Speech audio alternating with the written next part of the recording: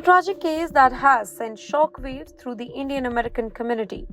Amandeep Singh, a 36-year-old construction executive of the Indian origin, has been sentenced to up to 25 years in prison for causing a horrific car crash in New York City. The accident, which occurred on May 2023, resulted in the deaths of two young teenagers and two others were injured. Singh, who was driving under the influence of alcohol and cocaine, was speeding up at 150 km per hour in a 40 km per hour zone when he crashed into a vehicle carrying 14-year-old tennis players. The boys had just celebrated a victory in a tennis tournament and they were on their way home when the tragedy struck.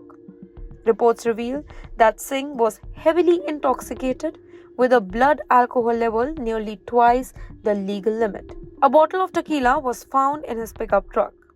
After the crash, instead of staying at the scene, he attempted to flee and hid behind a dumpster in a nearby shopping center where he was later caught by the police.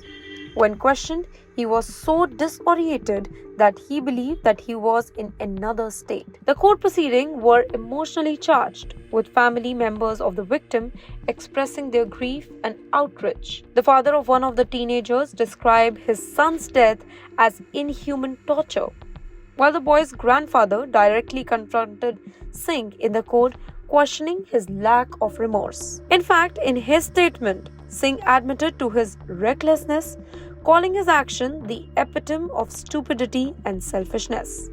He acknowledged that it should have been him who lost his life instead of the young boys. Initially, Singh pleaded not guilty to multiple charges, including leaving the scene of an accident. However, in January 2024, he changed his plea to guilty, accepting full responsibility for his action. His defense attorney stated that Singh could carry the burden of his guilt for the rest of his life.